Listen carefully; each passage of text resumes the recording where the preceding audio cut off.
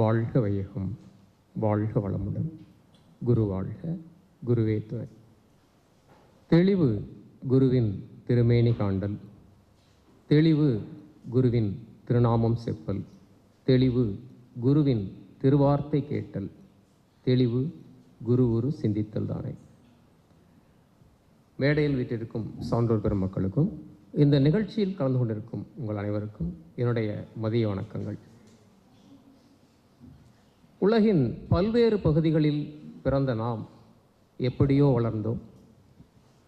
ஒரு குறிப்பிட்ட காலத்தில் உடல் நலத்தை மேம்படுத்துவதற்காகவோ அல்லது மனவளத்தை மேம்படுத்துவதற்காகவோ இந்த மனவளக்கலையை கற்றுக்கொண்டு நம்மை பண்படுத்தி நாம் பெற்ற பலன்கள் மற்றவர்களும் பெற வேண்டும் என்ற உயர்ந்த நோக்கத்தில் இந்த பயிற்சியை இணைத்து கொண்டவர்கள் அருள்நீதியர்கள், ஆசிரியர் பெருமக்கள், அறங்காவலர்கள் மற்றும் பல்வேறு பணிகளில் உலகம் முழுவதும் பொறுப்பாற்றிக் கொண்டிருக்கிறார்கள்.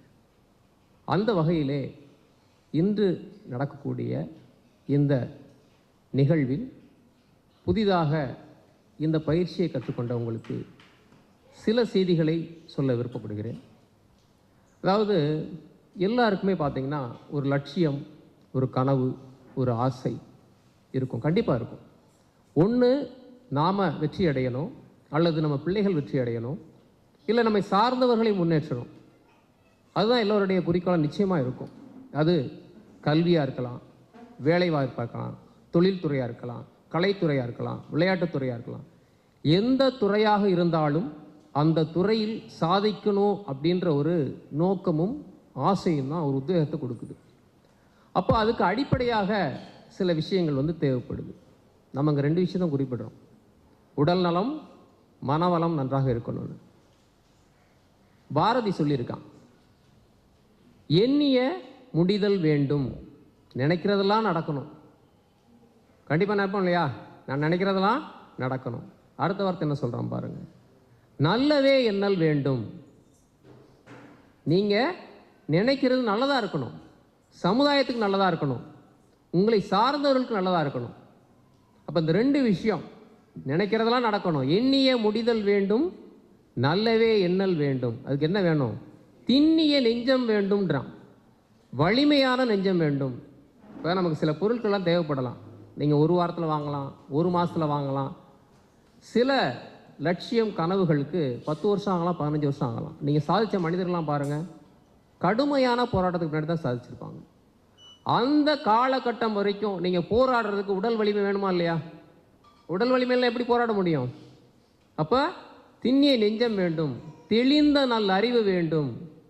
எதை முடிவெடுக்கணும், எதை முடிவெடுக்கக்கூடாது, எதை செய்யணும், எதை செய்யக்கூடாது வேணுமா இல்லையா?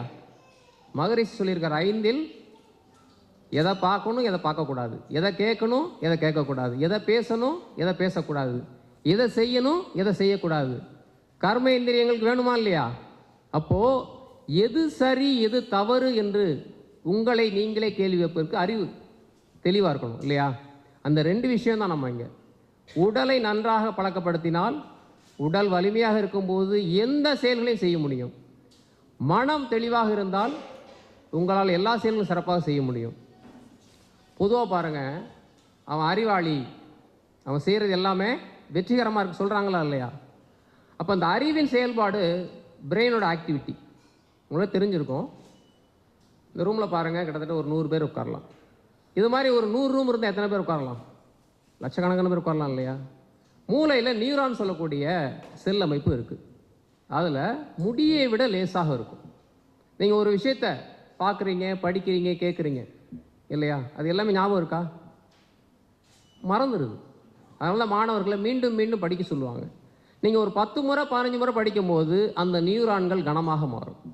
அப்படி கனமாக மாறிச்சுன்னா வாழ்நாள் முழுவதும் உங்களுக்கு மறந்தே போகாது. நான் உங்களுக்கு உதாரணத்துக்காக சொல்கிறேன். ஏன்னா நீங்கள் எந்த நோக்கத்துக்காக அந்த கல்வியில் சேர்ந்தீங்க, படிச்சிங்க, பயிற்சி பண்ணீங்கன்னு தெரியாது. ஆனால் தொடர்ந்து நீங்கள் இந்த தியானத்தை பண்ணிகிட்டே இருந்தீங்கன்னா, நான் எம்எஸ்சி சேரும்போது கிளாஸ்லாம் நடக்கும். நான் போனதே இல்லை.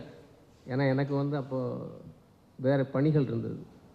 நம்ப மாட்டீங்க, பரீட்சைக்கு அன்னைக்கு காலையில் அந்த புக்கை எடுத்தேன். காலையில் 5 மணிலேருந்து 9 மணி வரைக்கும் 4 மணி நேரம் படிச்சுட்டு அப்படியே போய் எழுதுனேன். எல்லாமே ஃபஸ்ட் கிளாஸ். நல்லா புரிஞ்சுக்குங்க, நீங்கள் நல்லா தியானம் பண்ணீங்கன்னா ஒரே ஒரு முறை வாசித்தால் அப்படியே போய் உட்காந்துரும். நல்லா உங்களுக்கு தெரிஞ்சிருக்கும். நான் தான் சொன்னேன், நியூரான்களை நீங்கள் ஆக்டிவேட் பண்ண, கோடிக்கணக்கான நியூரான்கள் இருக்குது, 1 2லாம் இல்லை. ஒவ்வொரு நியூரானும் ஒரு ரூம் மாதிரி, ஒவ்வொரு புஸ்தகத்தை ஒரு நியூரானில் போட்டு வைக்கலாம். நீங்கள் உலகத்தில் ஏகப்பட்ட கண்டுபிடிப்பு கண்டுபிடிச்ச ஐன்ஸ்டீன் இருக்கார் இல்லையா, 11% மூளையை உபயோகப்படுத்தியிருக்கிறாரு. எவ்வளவு?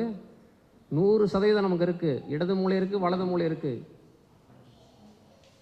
நம்ம அன்றாடம் செய்யக்கூடிய எல்லா செயல்களும் வலது மூளை தான் ஆக்டிவேட் பண்ணோம்.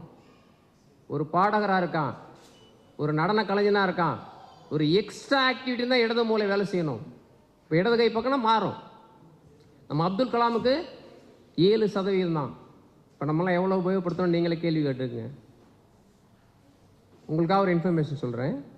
100% இந்த மூளை உபயோகத்தில் இருந்தால் என்ன நடக்கும்? லூசின்னு ஒரு படம் பாருங்கள், இங்கிலீஷ் படம் இருக்குது, அதில் காட்டுவோம். 100% உங்கள் மூளை உபயோகமாக இருந்தால், நம்ம இப்போ பார்க்குறோம்ல, இன்றைக்கி இன்டர்நெட்டில் போய் பார்க்குறீங்க, எங்கே மழை பெய்யும், கிளைமேட் எங்கே இருக்குது, எந்த ட்ரெயின் எங்கே போனால், எந்த ஸ்பேர்ஸ் எங்கே கிடைக்கும், எல்லா இன்ஃபர்மேஷன் கூகுளில் போட்டு வச்சுருக்கானா? நீங்கள் தட்டின உடனே கிடைக்குது. எல்லாமே கனெக்ட் பண்ண செய்யிருக்கு இல்லையா? அதே மாதிரி அந்த 100% ஒர்க் ஆகும்போது எல்லாமே இங்கேருந்து இன்ஃபர்மேஷன் வரும், கனெக்ட் ஆகிடும். இந்த பிரபஞ்சத்தோட கனெக்ட் ஆயிடுச்சுன்னா, எந்த மகான்கள் என்ன பேசினாரோ நீங்கள் அந்த ஃப்ரீக்வன்சி போனால் அவர் பேசுனதெல்லாம் உங்களுக்குள்ளே வரும். அதான் அதுவாகவே நீ மாறுறது. இப்போ நம்ம சொல்கிறோம், டியூன் பண்ணும்போது ரேடியோவில் ஒரு அலைவரிசையை பிடிக்கிறோம், ஹலோ எஃப்எம், சூரியன் எஃப்எம், அந்த எஃப்எம், இந்த எஃப்எம்னு கரெக்டான டியூன் பண்ணுறீங்களா இல்லையா? அந்த டியூன் பண்ணும்போது என்ன ஆகுதுன்னா, அந்த ஃப்ரீக்குவென்சியில் அந்த அலை இயக்கத்தில் வரக்கூடிய நிகழ்ச்சிகளெல்லாம் உள்ள வருது. அதே மாதிரி இறைநிலைக்குன்னு ஒரு அலை இயக்கம் இருக்குது, லோ ஃப்ரீக்குவென்சி. அதில் நீங்கள் ட்ராவல் பண்ணிங்கன்னா இந்த பிரபஞ்சத்தில் இருக்கிற அத்தனை செய்திகளும் உங்களுக்குள்ளாக வரும். நீங்கள் எதையும் படிக்க வேண்டியதே இல்லை. பேசணும்னு நினச்சாலே ஏற்கனவே பேசியிருப்பாங்கல்ல, இந்த காந்த காலத்தில் இருக்குல்ல, அது எல்லாமே உங்களுக்குள்ளாக வரும். சிந்திக்க சிந்திக்க உங்கள் வாயிலாக வெளிப்படும். ஒரு பெரிய ஒரு மாயமந்திரம்லாம் கிடையாது. அந்த அலை இயக்கத்தில் நீங்கள் நம்ம சொல்கிறோம், உன்னையே நினச்சிக்கிட்டு இருந்தேன், நீயே ஃபோன் பண்ணி கூப்பிட்ட சொல்கிறாங்களா இல்லை? அந்த காலத்தில் வந்து செல்ஃபோன் கிடையாது, லெட்ரு போடுவாங்க, அதுக்கப்புறம் தான் பார்த்துட்டு ஊர் போய் சேர்ந்தாங்களா இல்லையான்னு தெரியும். அப்போ எப்படி அவங்களாம் வந்து நினச்சிட்டே இருப்பாங்க, மீண்டும் மீண்டும் நினைக்கும் போது இந்த அலை இயக்கம் என்ன பண்ணுது சொல்லியிருக்காங்க, மோதுதல், சிதறுதல், பிரதிபலித்தல், ஊடுருதல். ஸோ எல்லாருக்கும் நீங்கள் என்ன நினைக்கிறீங்களோ அதை அடைய முடியும்.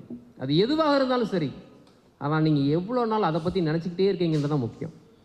தொடர்ந்து நினச்சிக்கிட்டே இருக்கணும். நான் என்ன சொல்லுவேன், நீங்கள் தியானமே பண்ண முடியல, தியானம் பண்ணணுமா நினைங்க, ஒரு நாள் உங்களை தியானத்தில் உட்கார வைக்கும். உடற்பயிற்சியே பண்ண முடியல, நான் உடற்பயிற்சியாக பண்ணணும்னு நினைங்க, அதுக்கான சந்தர்ப்பத்தை உருவாக்கும். எனக்கு இப்போது சமீபத்தில் ஒருத்தர் யூஏலேருந்து, கொரோனா டைம்லேயே ஒருத்தவங்க ஃபோன் பண்ணாங்க யூஏலேருந்து. அப்போ உங்களுக்கு தெரியும், அந்த கொரோனா வந்த டைமில் எல்லாருக்குமே வந்து பயம். யார்? ஏன்னா நல்லா இருக்கவங்களையும் கொரோனா தொத்திச்சு என்ன ஆகுது? அப்போது நான் ஜூமில் மீட்டிங் எடுக்கும்போது கேட்டாங்க, ஏதாவது ஒரு நல்ல நம்பிக்கையான வார்த்தை சொல்லுங்கள் எங்களுக்கு. நான் சொன்னது தான், இந்த பிரபஞ்சத்தில் ஒரு உயிரினம் வாழணும் அப்படின்னா நிச்சயமாக அதற்கான உரிமை இருக்கிறது. நீங்கள் ஏதாவது நல்லது பண்ணியிருந்தீங்க, இன்னும் ஒரு 2 நாள், 2 மாதம், 2 வருஷம், 20 வருஷம் வாழணும்னு இருந்ததுன்னா நிச்சயமாக வாழ்வீங்க. அதுதான் அந்த அமைப்பு. இல்லை உங்களுடைய பயன் முடிஞ்சிருச்சு அப்படின்னு, எவ்வளோ பெரிய மகானாக இருந்தாலும் சரி தான், டேட் முடிஞ்சிருச்சுன்னா அவங்க போயிடுவாங்க, இறைநிலை எடுத்துக்கும். இனிமேல் நீங்கள் நல்லது செஞ்சீங்கன்னா இன்னும் உங்கள் வாழ்நாளை அதிகரிக்கும், அவ்வளோதான். ஏற்கனவே நல்லது பண்ணியிருந்தீங்கன்னா உங்களுக்கான காலம் அதிகமாக இருக்கலாம்.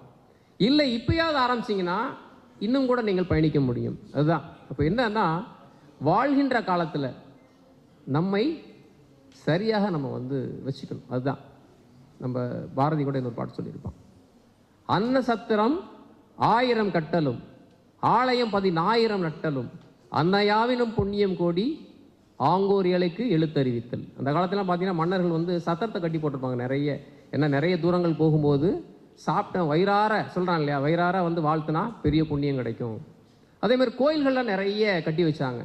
நீங்கள் கும்பகோணம் போனால் கோயில் மாநகரன்றான், மதுரை போனால் கோயில் மாநகரன்றாங்க. ஏன்னா காலையில் கோயிலுக்கு போயிட்டு, கோயிலுக்கு போனால் குளிக்கணும், குளித்தாலும் என்ன உடம்பு ஃபுல்லாக புத்துணர்ச்சி ஏற்படும், போயிட்டு தியானம் பண்ணிட்டு வேலைக்கு போ.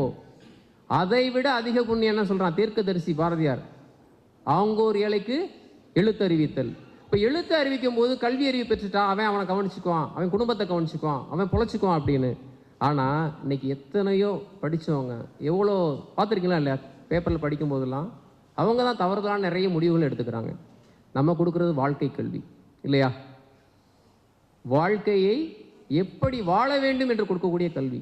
இப்போ நீங்கள் படிக்கிறவங்க நல்லா தியானம் பண்ணுங்க, இன்னும் அதிகமான உங்களுக்கு உணர்வுகள் கிடைக்கும், நீங்கள் நினைக்கிறதெல்லாம் நடக்கும். 100% சீராக சொல்கிறேன், நீங்கள் என்ன நினைக்கிறீங்களோ நடக்கும், என்ன கேட்குறீங்களோ கிடைக்கும். எல்லாருக்கும் ஒரு இறை நம்பிக்கை இருக்கும் இல்லையா, எது கோயிலுக்கு போகிறாங்க, ஒன்று எனக்கு தேவையான பொருட்கள் கிடைக்கணும், இல்லை பொண்ணுக்கோ பையனுக்கோ மாப்பிள்ளையோ பொண்ணோ வேணும், எனக்கு கார் வேணும், வீடு வேணும், ஏதோ ஒன்றுக்காக என்ன பண்ணுறாங்க வெறும் வேண்டுது. ஏன்னா அந்த இறைநிலை அங்கே இருக்கக்கூடியது கொடுக்குதுன்னு நம்புகிறாங்க. யாராவது இறைநிலையை என் கூட வான்னு கேட்குறாங்களா? எல்லாத்தையும் கொடுக்கக்கூடிய யார் நினைக்கிறீங்க? இறைநிலை தானே நினைக்கிறோம். அப்போ அந்த இறைநிலையை நம்மோடு வைத்துக் கொள்ளக்கூடிய இந்த தியானம் தான். இறைநிலையோடு போய் கலப்பு ஏற்பட்டுருச்சுன்னா உங்களுக்கு நீங்கள் இறைநிலையாகவே மாற முடியும். அப்போ அந்த இறைநிலை எல்லாத்தையும் கொடுக்கக்கூடிய நிலையில் இந்த தியானம் நமக்கு அருமையாக கொடுத்துருக்கு. நல்லா தியானம் பண்ணுங்க, இன்னும் நிறைய அனுபவம் கிடைக்கும். இதை மற்றவர்களுக்கு சொல்லுங்கள்.